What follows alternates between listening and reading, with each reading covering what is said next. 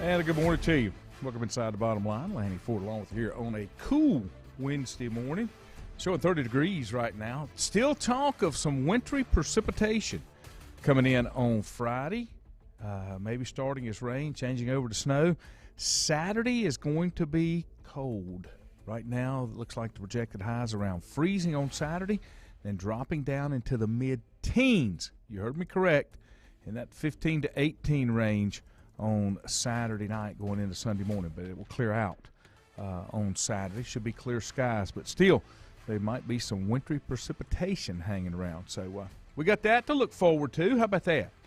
We'll just have to kind of wait and see. Juju Phillips will join us via an earlier call this morning, and Bill Bender's going to join us about 8:20. So hang in there. We've got a lot of stuff to talk about. If anybody's having any trouble picking up some of our stuff, let me know. We're on YouTube, we're on Facebook, and we're going to go over some things this morning. I'll talk to Juju about some things.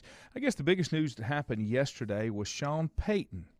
Sean Payton coming out and saying, "Hey, I'm going to take some time off, going to step away from the Saints." He's got 3 years left on his contract, but felt like it was time for him to step away. I think he maybe sees that it's going to be a struggle at New Orleans for a couple of years. They don't have a quarterback situation under control. That's going to be a problem. I mean, any way you slice it, you've got to have a quarterback to be able to compete in this league, and the Saints don't. So that's going to be the first thing they've got to figure out. And I don't think it's in Jameis Winston. I don't think it's in Taysom Hill.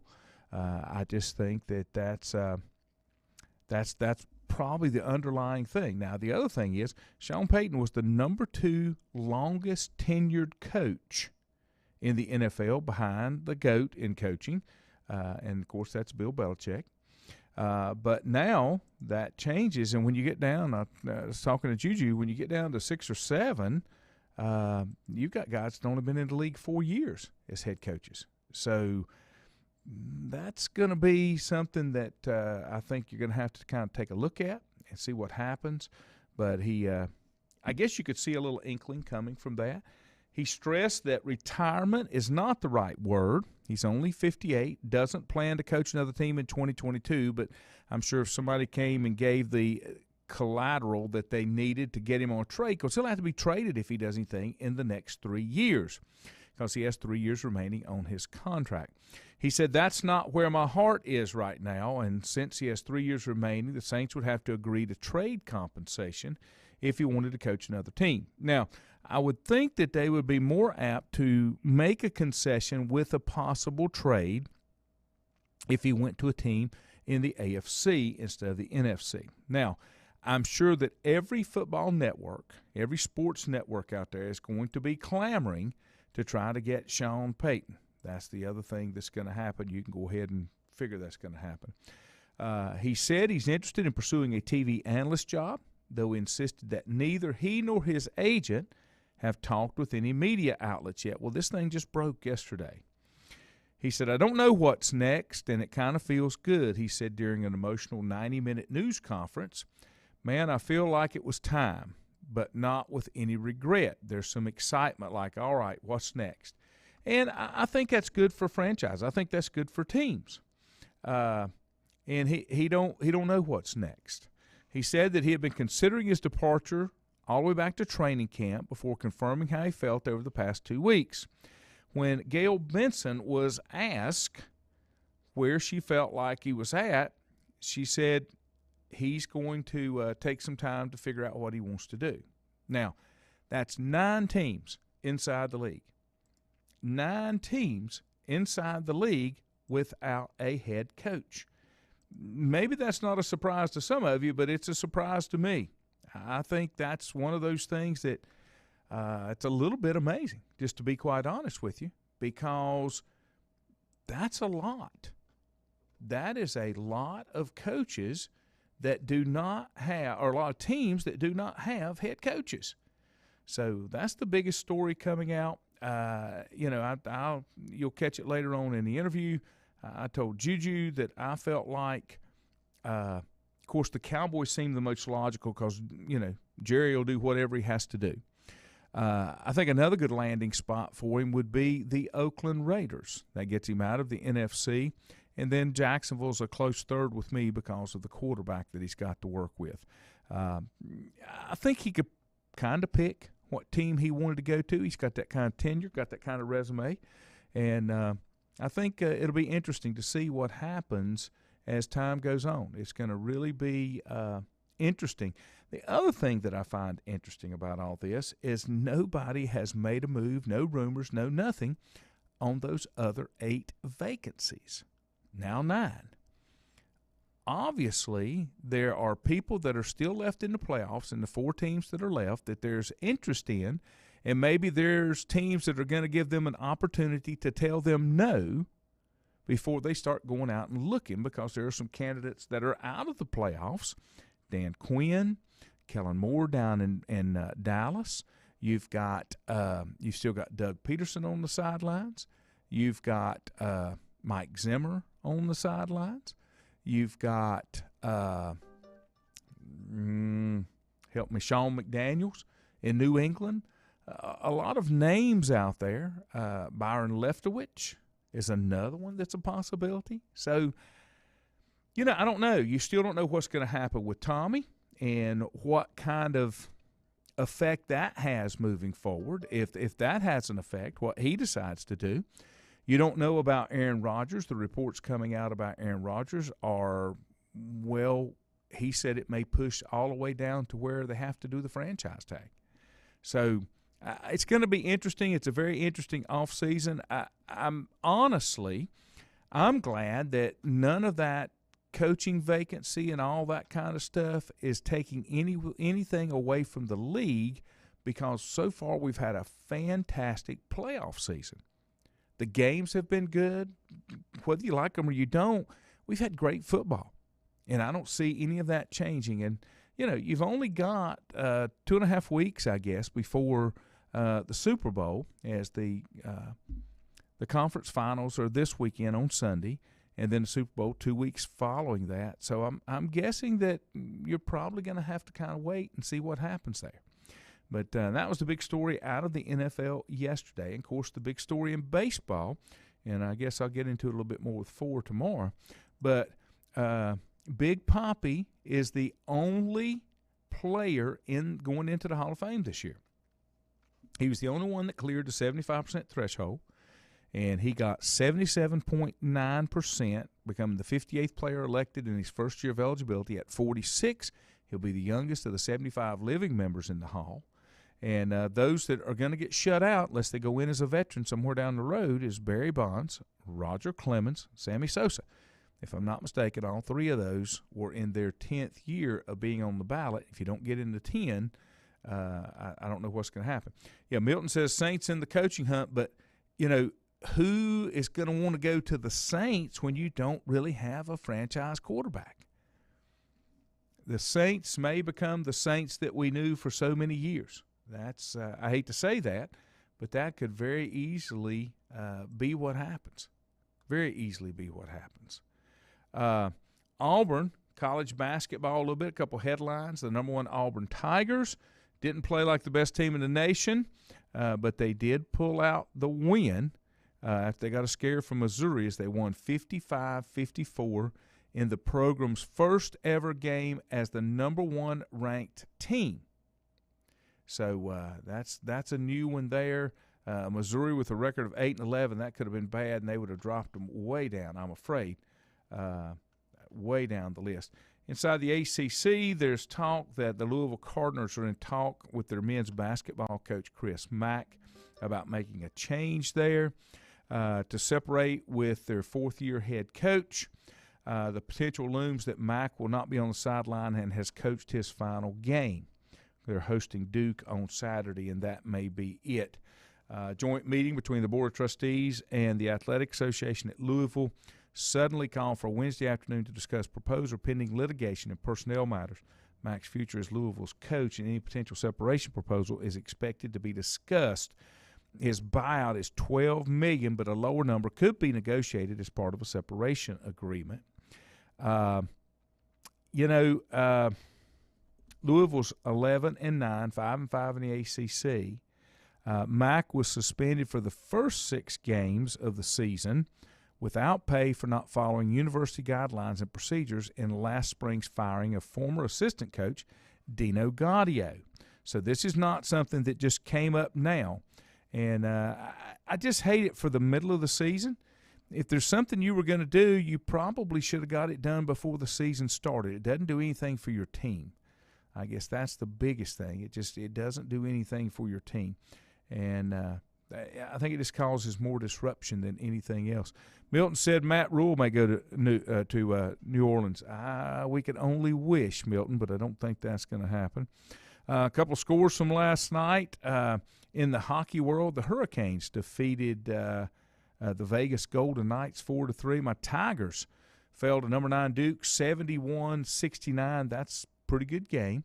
And then tonight at 7, you've got Carolina and Boston College. Boston College at 8-10, Carolina at 13-6. Let me take a break. When we come back on the other side, Bill Bender will join us and get his thoughts on some of the NFL things that are going on. Back in a moment. Untangling your headphones, finding the right remote, saying goodbye to your favorite shirt that hasn't fit in 10 years. Why are simple things sometimes so complicated? Thankfully, with auto owners, insurance doesn't have to be one of them. Auto Owners works with independent agents who live in your community and answer when you call, so you can worry about more important things, like finding a new favorite shirt. That's simple human sense. Call Mooney Insurance in Maiden or East Lincoln Insurance in Denver or visit MooneyInsurance.com.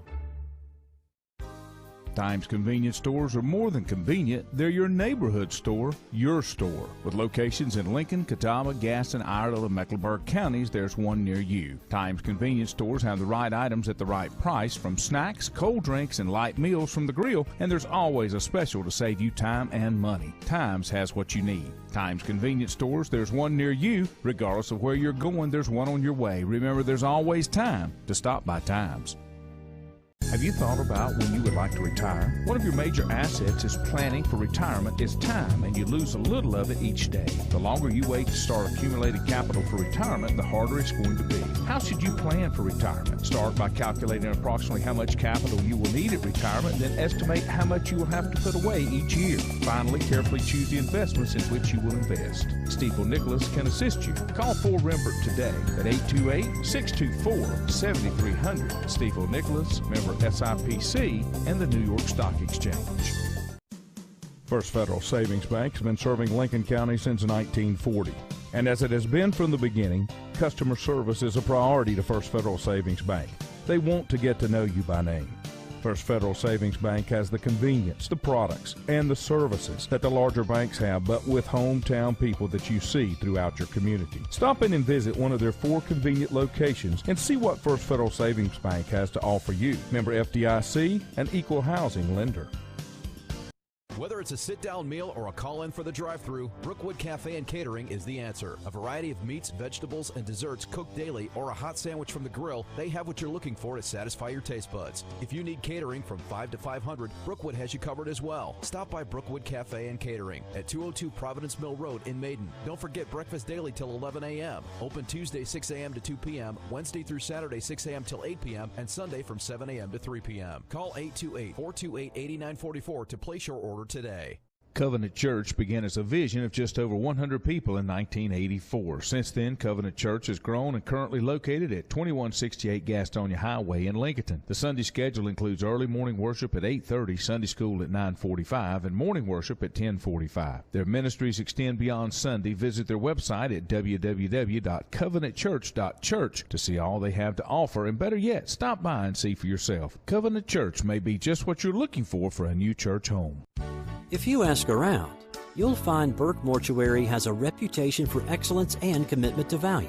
They've built a reputation of trust for more than 35 years. Burke Mortuary is proud to offer personal attention, meaningful tributes, and the area's most affordable prices. They're also proud to offer you beautiful, state-of-the-art facilities. It's the perfect place to honor your loved one. So when choosing a funeral home, the choice is easy. Choose Burke Mortuary with locations in Maiden and Newton. In the best of times, no one is more deserving of every opportunity, encouragement, and support than the youth in our communities. Parents, teachers, coaches, and sponsors struggle to stretch their budgets to continue help. Communities need a team effort. Times Oil Corporation, a longtime member of the community, established the Times Educational Alliance Mission, or Team Foundation. Since 2011, over $125,000 in grants have been donated in the community. Times Oil and the Team Foundation are proud to be community partners.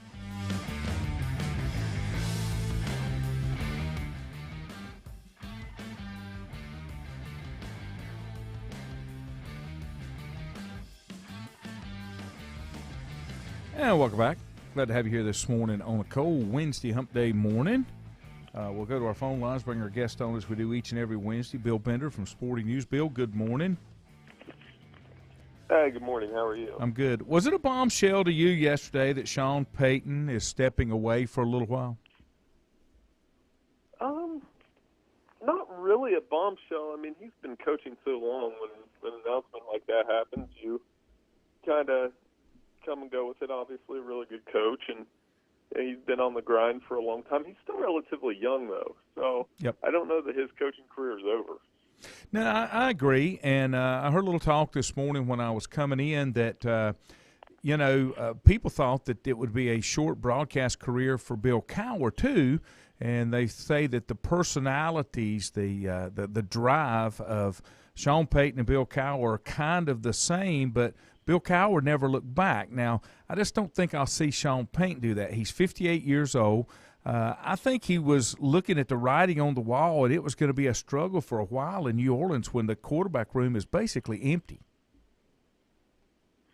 Yeah, and I think, the Cowher comparison's interesting. I remember when he got out of Pittsburgh, you thought, hey, he's young too. And you always thought he was going to come back. But we'll see how Peyton does. I wouldn't be surprised if he's pretty good on TV if that's what he does next. And, a lot of the next thing you're going to hear is a lot of rumors about him taking the Cowboys job. Mm-hmm. And, because of the size there. But that's been several years that rumors happened, and it's kind of like the one we always wait on that still hadn't happened yet.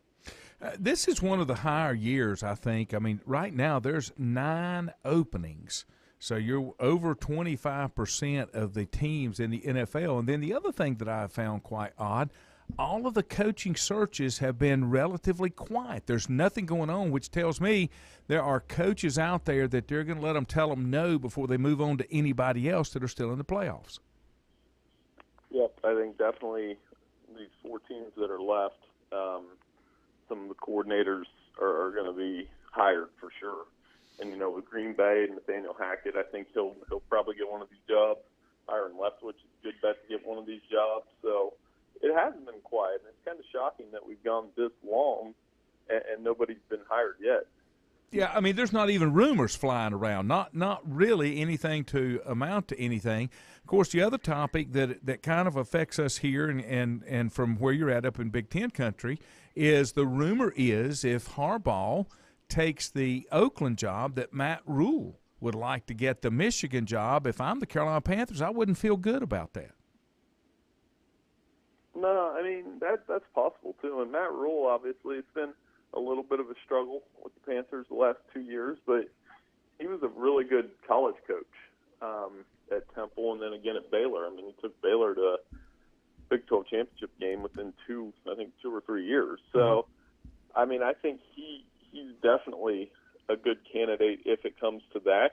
But he's also, when you make that NFL jump, sometimes it's one of those deals where you always hear that once they jump to the NFL, it's tough to get them back in the college game. Yeah. Well, that's if you're successful, and that definitely hasn't been the case with Matt Rule, I don't think we can say. We're talking with Bill Bender from Sporting News. Other topic in the NFL, what's your thoughts on Aaron Rodgers? The basically what I'm seeing is he'll make a decision before it's franchise tag time. Yeah, and he's going to have to. I mean, I don't think he's going to hold the Packers hostage or vice versa this year. I mean, obviously, a disappointing loss for the Packers. For me, I'm a Green Bay fan, so definitely disappointing there. But you know what? The Niners played the better game, and they made the plays on special teams. quite frankly, Aaron Rodgers didn't play that well. And so, you know, I think we'll see. I mean, I think it's 50-50. It's kind of, he could stay, and they're not going to have a lot of room. He may have to lose his contract if he's going to stay, and that's not going to be a peaceful season. Or they could trade him, and you know, Denver, Pittsburgh, some of those AFC teams that could use a quarterback be right there in the mix. Is there a chance that he retires? I mean, yeah. I mean, for sure. I mean, he's been at it for a long time. I mean, you're hearing that rumor.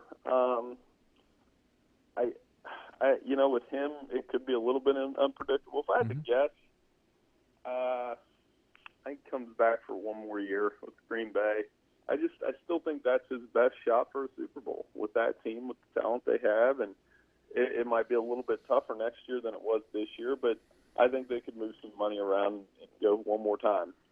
The Packers are $45 million over projected salary cap for 2022, and that's without Devontae Adams.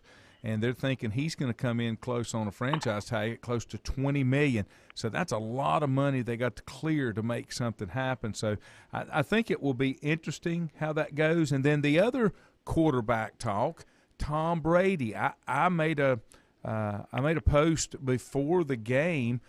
I said I thought it was the last game once the loss happened. I thought it was the last game for Brady and Bruce Arians. I don't see Bruce Arians sticking around if Tom Brady's not there, because I don't think he wants to go through that grind of having to rebuild. No, and that's true. And I don't. If Brady were to retire, I don't think it's not about going out on top with him, because he's won so much. I don't think, you know, that most of his story's been written.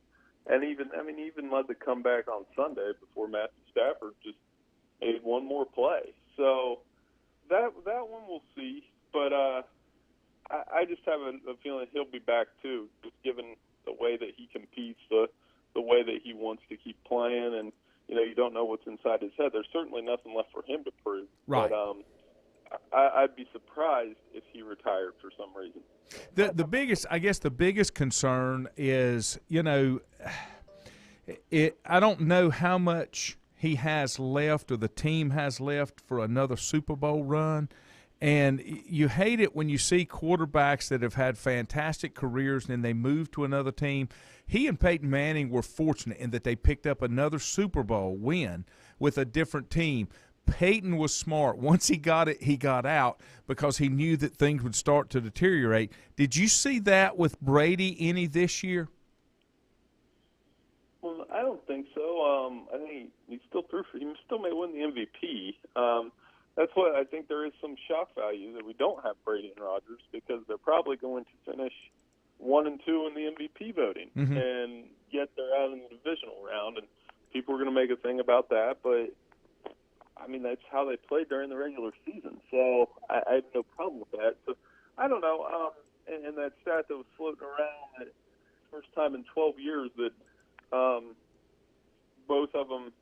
At least one of them isn't in a conference championship game. So, again, I mean, they'll take their time. They'll make their decisions, and I won't be surprised either way. Yeah, that's kind of I just got somebody posted, and I have not seen this, but one of our listeners said that Byron Leftwich has just been named the Jacksonville head coach. Have you heard any of that?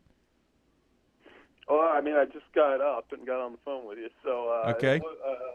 I mean, that wouldn't surprise me. And that would be a good move. Good hire, good for him. You pair Trevor Lawrence with Byron Leftwich. Really good for Trevor Lawrence's development. Leftwich I've always liked, dating back to his days at Marshall, as a really fantastic quarterback, and obviously that Jacksonville franchise means a lot to him. So I think this is a good hire, and get Jacksonville going in the right direction after the fiasco that was the Urban Meyer era. Yeah, it looks like this is some of the headlines that broke overnight. Jacksonville Jaguars set to hire Byron Leftwich as their 9th head coach. That will bring some stability. And then there's still guys like Todd Bowles. I mean, you know, there again, you look at Arians, he loses – if he starts losing coordinators, just like McCarthy in Dallas, that has a really hard effect. Oh, for sure. And, we'll see what the dominoes are now that we have one. Like you said, we've got 8 more coaches to hire. But, the coordinators are key, too. Yeah. Byron Leftwich was a very good coordinator in Tampa Bay, and, this kind of strings into what we were just talking about. Yep, you're exactly right.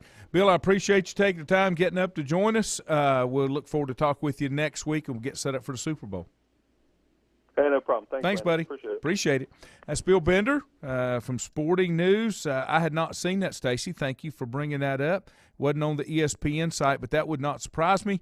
That would be a great move, and I may have to get me a little Jag gear with Byron Leftwich going down there, as well as having Trevor Lawrence. Let me take a break. Juju will join us on the other side. First Federal Savings Bank has been serving Lincoln County since 1940. And as it has been from the beginning, customer service is a priority to First Federal Savings Bank. They want to get to know you by name. First Federal Savings Bank has the convenience, the products, and the services that the larger banks have, but with hometown people that you see throughout your community. Stop in and visit one of their 4 convenient locations and see what First Federal Savings Bank has to offer you. Member FDIC, an equal housing lender. Whether it's a sit-down meal or a call-in for the drive-thru, Brookwood Cafe and Catering is the answer. A variety of meats, vegetables, and desserts cooked daily, or a hot sandwich from the grill, they have what you're looking for to satisfy your taste buds. If you need catering from 5 to 500, Brookwood has you covered as well. Stop by Brookwood Cafe and Catering at 202 Providence Mill Road in Maiden. Don't forget breakfast daily till 11 a.m. Open Tuesday 6 a.m. to 2 p.m., Wednesday through Saturday 6 a.m. till 8 p.m., and Sunday from 7 a.m. to 3 p.m. Call 828-428-8944 to place your order today. Covenant Church began as a vision of just over 100 people in 1984. Since then, Covenant Church has grown and currently located at 2168 Gastonia Highway in Lincoln. The Sunday schedule includes early morning worship at 8:30, Sunday school at 9:45, and morning worship at 10:45. Their ministries extend beyond Sunday. Visit their website at www.covenantchurch.church to see all they have to offer, and better yet, stop by and see for yourself. Covenant Church may be just what you're looking for a new church home. If you ask around, you'll find Burke Mortuary has a reputation for excellence and commitment to value. They've built a reputation of trust for more than 35 years. Burke Mortuary is proud to offer personal attention, meaningful tributes, and the area's most affordable prices. They're also proud to offer you beautiful, state-of-the-art facilities. It's the perfect place to honor your loved one. So when choosing a funeral home, the choice is easy. Choose Burke Mortuary with locations in Maiden and Newton. In the best of times, no one is more deserving of every opportunity, encouragement, and support than the youth in our communities. Parents, teachers, coaches, and sponsors struggle to stretch their budgets to continue help. Communities need a team effort. Times Oil Corporation, a longtime member of the community, established the Times Educational Alliance Mission, or Team Foundation. Since 2011, over $125,000 in grants have been donated in the community. Times Oil and the Team Foundation are proud to be community partners.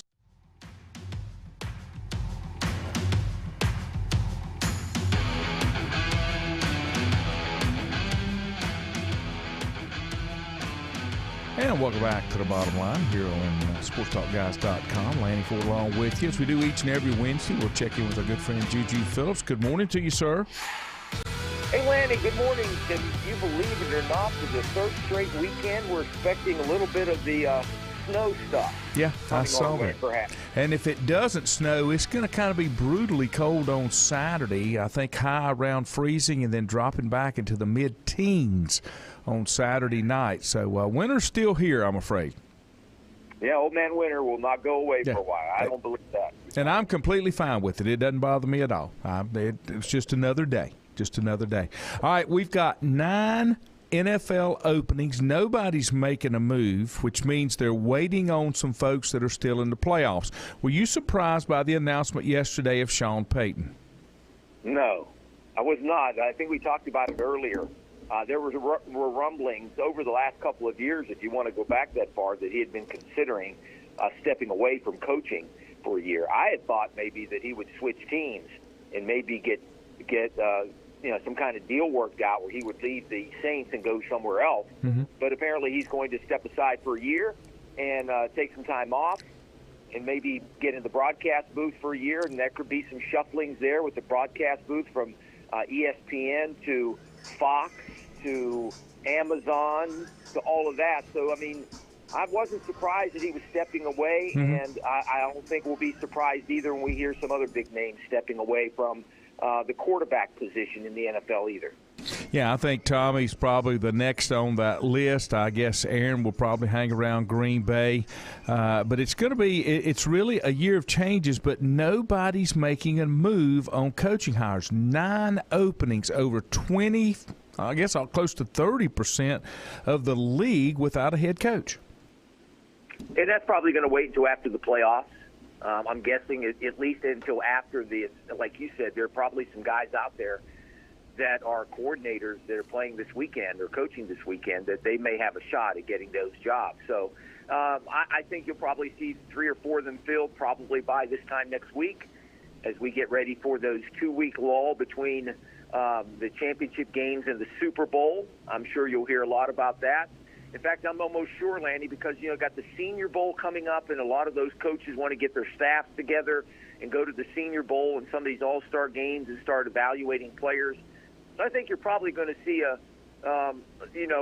plethora of changes coming in the coaching ranks. Probably by this time next week, we'll probably have, I would say, maybe a third to a half of them full.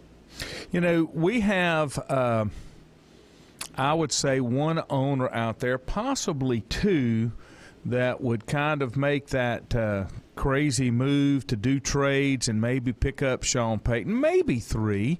The third one I don't really think's got enough, how do I put this gently, got enough smarts to really do it. I could see Jerry Jones going and saying, look, Sean, come on. We'll do the trades. You can come on and play with us, because I think Jerry may think that's the missing piece. The other one that would be interesting would be Mark Davis at the Raiders. Both of those teams have quarterbacks that Sean Payton, kind of one of the quarterback whisperers, could make some noise with. And then the third one, I don't think he's sharp enough to do it, would be Shad Khan down at Jacksonville. Yeah, that would be a wild card that would happen, him going there. I think personally that he's going to step aside for a year and then maybe do this kind of thing you're talking about. And he's coached in Dallas before. I think Dallas has made some inquiries about having him come and coach in the past. I wouldn't be surprised if Jerry has to give up a couple of draft picks to the Saints, a couple of first-round draft picks, or maybe second-round picks, or some kind of package deal that he will wind up being the coach of the Dallas Cowboys. But I like the idea of the Raiders, that he could because there are some pieces in place there that he could have a really good team. I mean, what was New Orleans this year? They were right around 500, over 500, had a chance for the playoffs going down to the final week, and really without a quarterback. That's correct. And so I could see him, if I were to pick and choose, I would say Dallas would be number 1, the odds-on favorite. 2 would be the Raiders, and third would be maybe a distant third would be Jacksonville. Well, the reason the Raiders may have a little better inside is because, like with trading players, top-name players, you want to get them outside of your division, so outside your division and your conference. So if he went to the Raiders, the Saints would not have to worry about seeing him unless the Raiders and the Saints made the Super Bowl. It would, and here's the other thing, too, that I think that might play into it. If he wants to get back in after a year, is who's going to be the general manager of these teams? And can he work with that general manager? Oftentimes, those are hires that come together. Now, I don't know what the deal would be in Dallas. We all know who the general manager is there, but in with the Raiders in Vegas, they're looking for a general manager. So I don't know if that would be a perfect fit. And, of course, Jacksonville's just a mess. And so I don't know if that would be a fit either. But right now, I mean, if he were to decide he wants to coach right now, then I would say maybe the Raiders would have a chance, because he might have a chance to be a coach with a lot of say as a general manager or player personnel. Well, the only thing about it is when you look at it, if he has an interest in any of the 9 openings, well, let's say 8 openings that are out there, if he waits a year, it's going to be tough for him to come back to one of those because nobody wants to make that one-year change. We've seen the Cardinals do it. We've seen people do it. We just saw the Texans do it, but that was a stopgap anyway. And you know, I guess from Sean Payton's perspective, he's got to evaluate, as you said, the talent, what that talent looks like, contracts. I mean, I think he could have his pick of wherever he wanted to go, even if they had an existing head coach. He could, again, but with the year, and I think that's why Dallas makes the most sense. If he stays out a year, they're going to keep Mike McCarthy, depending on, you know, how many coaches off his staff get jobs as head coaches. I think Jerry will probably wait another year. I unless there's something in the water out there that everything's going to break and all heck was going to break loose in a week or so, that Sean Payton's going to be available, and all Dallas has to do to get him is to give the Saints some draft picks, and so then they'll cut loose Mike McCarthy and bring in Sean Payton. But I think he's going to take a year off, and I think Dallas is the best fit in a year. Then they could move on from Mike McCarthy and bring in Sean Payton. You know, Bill Belichick is still the old GOAT out there, longest tenured coach in the NFL.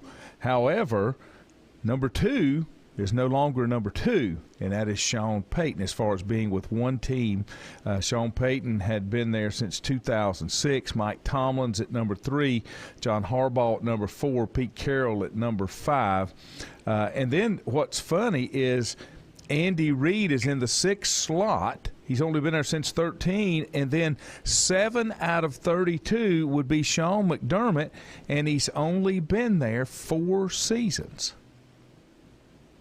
Yeah, NFL, they say, not for long, right? That's right. That's what it stands for. That's what old Jerry Glanville used to say. That's right.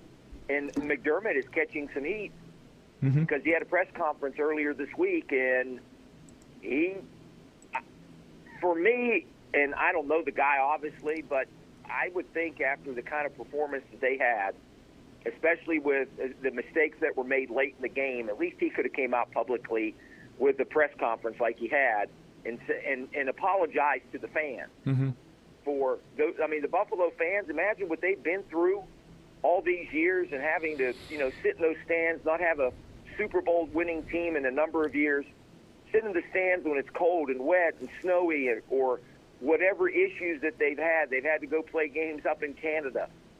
They've had issues with their stadium. Buffalo, they're loyal fans as anybody in the National Football League, and for him not to say anything, to say, hey, guys, I apologize, it's on me. We made a mistake in terms of how we played those final 13 seconds. You know, I thought that was kind of a little bit of a, what's the best term to put that? I think he avoided saying anything that would maybe put himself in a line of fire of getting some criticism. So I think he probably should have been honest. I hate to go on that rant, but he just probably need to be honest and tell everybody, the fans of Buffalo, hey, I made a mistake. We made a mistake. Probably should have done this. Apologize for that. We'll move forward and go from there. But he didn't. He didn't want to say anything about that. So anyway, that's on him, I think. Well, I mean, I can see that, but wow, you took a team that's been dismal for so many years. You elevate them in 4 years to where they are in the final 8 in the NFL, and it comes down to 13 seconds, puts you out. That's still pretty darn good from where I'm coming from. There's other places that would take it. I'd take it as a Carolina Panther fan because we're not even relevant anymore and haven't been relevant in a number of years. Yeah, and I was going to lead in with on that point, the local TV ratings for the NFL, the viewership came out this week, and viewership is up all around the league, 10% from a year ago. But the team that had the highest local TV ratings in the NFL, Buffalo. Number 2 was Kansas City, 3 Green Bay, 4 was New Orleans, and 5 was Pittsburgh. Now, if you put all those teams in Major League Baseball, they would be considered small market teams. We all know in baseball they only care about the big market clubs. But I thought it interesting that Buffalo, Kansas City, Green Bay, New Orleans, Pittsburgh, and then Cleveland, the top 6 in terms of local TV ratings. The Panthers were 22 all the way down there, and the team that had the worst local TV ratings, the Los Angeles Chargers. So I thought that was interesting when it came out earlier this week. 2 more topics I'll get to with you quickly. AB, Antonio Brown, says he's going to pursue legal action against the Bucs. I think he's going to spend more money than he's going to get if he gets anything, because they're really kind of clear. He brought up stuff about the painkiller he was injected with. Well, he didn't have to do that. He did not have to do that. And what he was using was the same thing that's been used and always been used. His track record will not fare well with him trying to see if he can get something from a legal side. Yeah, I don't think it is. And maybe they'll pay something in terms of damages. Mm-hmm. But what does he want? What is the outcome going to be? What is his end game here? Is it to get money? Is it to fix up his image? What is his end game here in doing this lawsuit? I think if the rumor's correct that they offered him $200,000 to go to get some mental help, he should have took that. Yeah. In my game. Quick baseball note, David Ortiz, Big Papi, was the lone player elected into the Baseball Hall of Fame. Barry Bonds, Roger Clemens were shut out. Big Papi got 75.9%, becoming the 58th player elected in his first year of eligibility, and at 46 will be the youngest of the 75 living members of the Hall. Roger Clemens, Kurt Schilling, Sammy Sosa, they're all out. And I want to say, correct me if I'm wrong, you probably know this better than I do, Sosa, Clemens, and Bonds, this was their 10th time, so they're done unless they get in on a veteran thing. Is that correct? You are correct, sir. Okay. You are correct. And, obviously with the things with Bonds and Clemens, that's the surrounding around steroids. Mm-hmm. And you profess, and you say it all the time, you are a person of consistency. You want consistency.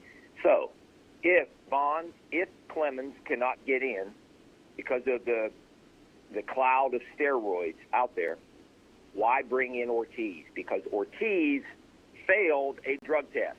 He was in what they call the Mitchell report, where they have reports either from players that said or saw that he at one time did use steroids. When? I don't know. But there is a cloud of suspicion around him. So you're going to let him in as opposed to, say, Bonds and or Clemens? I don't know. I don't know. My whole thing has been, and I've said this over and over, baseball could have stopped steroids when it started if they wanted to. They chose to look the other way because it was good for the game indirectly. So to me, that should not be taken into consideration. But you're not voted on by baseball. You're voted on by the writers, some of which have opinions and want to hold grudges about players based on what they do. I've always had this argument. What determines what you get into the Hall of Fame? We've got players in the Hall of Fame that were ruthless human beings in their day, but they're in the Hall of Fame. So where do you draw the line on the personal side and the statistics and performance on the field? And because baseball never did anything to shut down and stop steroids, just because there's a lot more than these guys that used them, they just didn't have the careers that these guys had. I would hate to think, if you really knew what the percentage was of players that were on the juice, I think everybody would be stunned. Yeah, you're right. I think it has to do with that and a lot of pro football players too. That's correct. You don't hear anything about pro football players. Well, golfers too. Tiger's always been suspected. Golfers, too. I mean, it's in every sport. It's just a matter of what you want to do with it. And as long as it doesn't come out negative against the sport, they usually turn the other way because it's good for the sport from a viewer standpoint, from a money standpoint. All right, I've been on my soapbox long enough. What you got on your mind, sir? Oh, well, I was going to mention a couple of things, Lane. Let me sneak over here to another room. Yes, sir. Yeah. So can you still hear me okay? Yes, sir. Yeah. Okay. So the other thing I wanted to mention is that earlier this week, and I think I posted something on Facebook, about 200 dignitaries and muckety-mucks showed up Monday or Tuesday. Was it Tuesday? What day? Today's Wednesday. So it showed up Monday, I guess, for opening ceremonies, breaking ground on the football stadium at Lenoir-Rhyne. And my understanding is they got 25 people that give over $100,000 for this program, for this stadium, which is now going to cost about $18.5 million.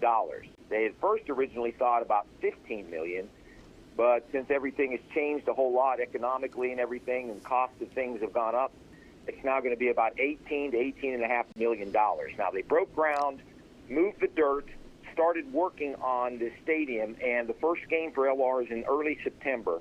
September, I guess, is Labor Day weekend. And they said Monday, the president of the college and several other people involved with the construction, they all said publicly that the stadium will be done. The stadium, as they have planned, will be finished. They have 7 months to finish it, and they predicted that it'll be finished and ready to go by September the 3rd. But I thought it interesting, the last person to come up and speak was the chaplain, and the chaplain came up and blessed the stadium and then said, "We bless for good weather." So they're hoping to get good weather and have everything ready to go. I don't know if they can finish it or not, but it's going to be interesting. That stadium, they're basically starting over from scratch. They're tearing things down, building things up, and they hope to have it all finished by September the 3rd, exactly, about 7 months from now. Well, if I'm doing my math right, those 100 people that did, or those 25 people that did $100,000 apiece, that didn't even cover the new estimate spread, so they didn't gain any ground. When it went from 15 to 18, you only got 2.5 in that chunk. So instead of making a dent in what you already had, you didn't even really cover what the increase was. So it's going to be interesting, and I think the cost will still continue to change. I can't imagine there's many companies that will take a project of this magnitude and not have some built-in things there of cost plus, because they can't guarantee what supplies and materials and stuff's going to cost. So I think before it's all over with, you may get sneaking up closer to $20 million. It might be. You're absolutely right. And of those 25 people that I mentioned that gave $100,000 or more. Mm-hmm. So there may have been a few of them in there that gave like $1 million or $500,000 or $200,000. Mm-hmm. That was 25 people that gave at least $100,000. So okay. I don't know how much they've raised. I don't know how much that they haven't given out those numbers. Mm-hmm. All I know is that they said they're going to have the stadium done, and they're just starting, and they got seven months to do it. So it should be interesting. Is if fans that follow and that living around Hickory, that drive by all the time and see then whether or not the construction and how it's going, it's going to be fun to watch. Yes, it will. Anything else, sir? We mentioned it earlier this week, Lane. I'll just touch it briefly that Michael Ramsor, new head football coach at Fred T. Ford High School, yes, Maiden High grad, played at Carolina, played at Mars Hills, been a college coach for a number of years, was at Lenoir-Rhyne a couple of years ago. Was an assistant coach at Fred T. Ford last year, takes over for Ryan Geddes. I believe he's the first African-American head coach in Fred T. Ford High School history. He was named, I think, Monday night at the school board meeting, so he'll take over. Congratulations to him and good luck to Michael Ramsor, the new head football coach at Fred T. Ford. Yep, and I'm surprised we didn't see more changes in the head coaching ranks around, but maybe they've stabilized a little bit. Sir, I know you've got things to do. I appreciate your time this morning, and look forward to getting you back in here next week. You betcha, Lanny. We'll talk to you later, and stay safe out there, and let's watch that snow come down this weekend. That's exactly right. Have a good day, my friend. We'll take a break and be back more here on The Bottom Line. And I'm not going to take a break. I'm going to come right back here for the simple reason we're just about out of time. Let me get a couple comments that we had come in, and then a little bit of on this day. We roll back here. Richie said Gaudio tried to blackmail Chris Mack, going back to that Louisville story I talked about. I don't think that Mack handled that part correctly.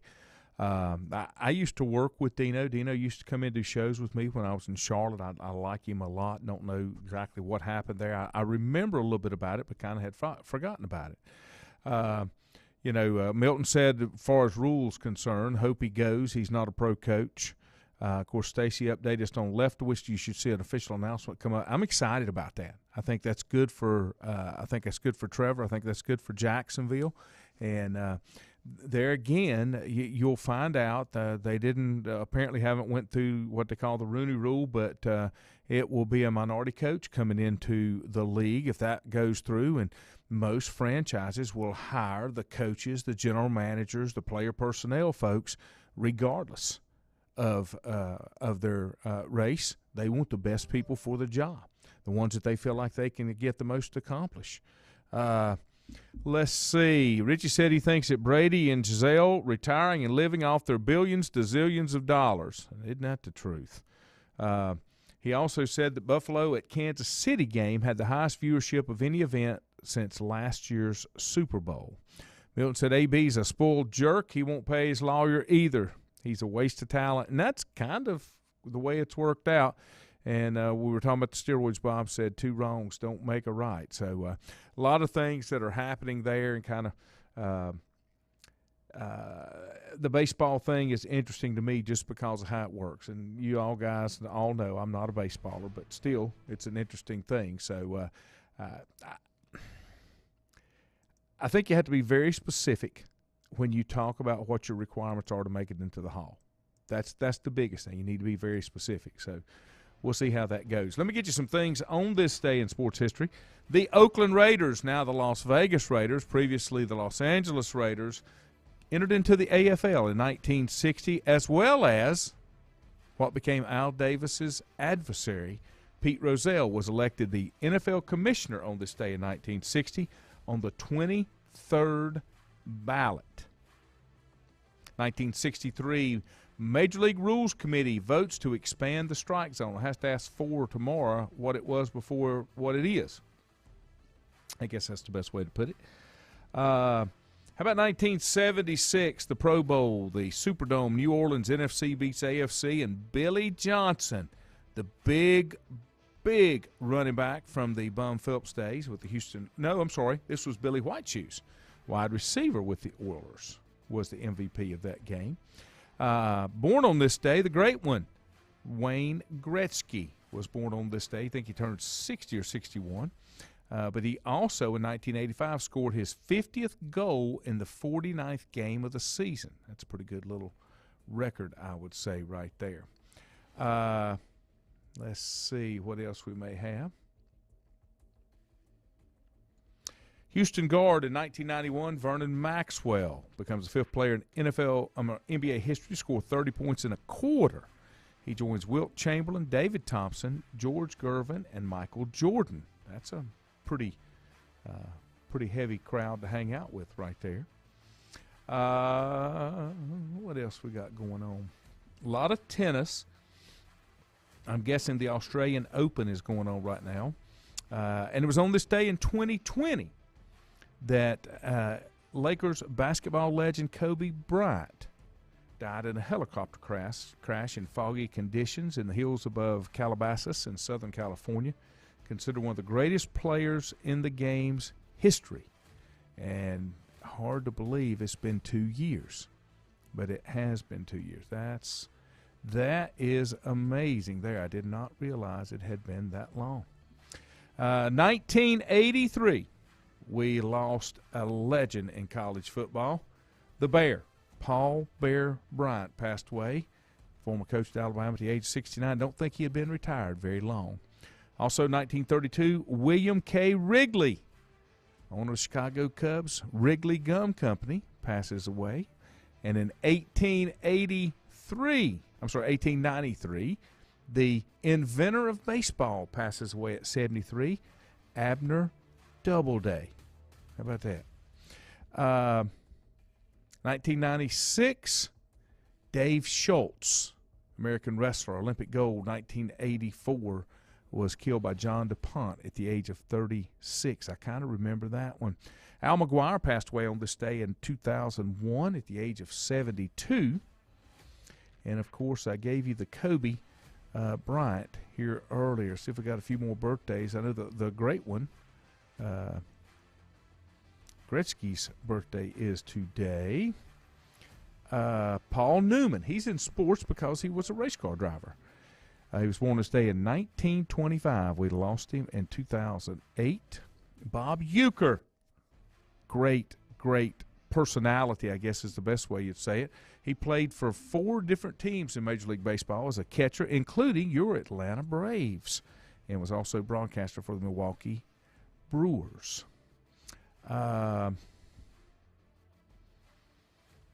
See if then the great one, born 1961, so he is 61 years old. Does anybody know who he's married to? She did the videos, Janet Jones, back in the day of all the fitness stuff when it came about. I'm pretty sure that they're still married. I haven't seen anything. How about born on this day, 1977, Vince Carter, Vinsanity, basketball player, born in Daytona Beach, Florida. And that is all I have for you for today. For Rembert will be back with me again in the morning. Nothing don't happen. I'll see you then. Have a great day. Enjoy this weather while you can. It's going to turn ugly in a couple days.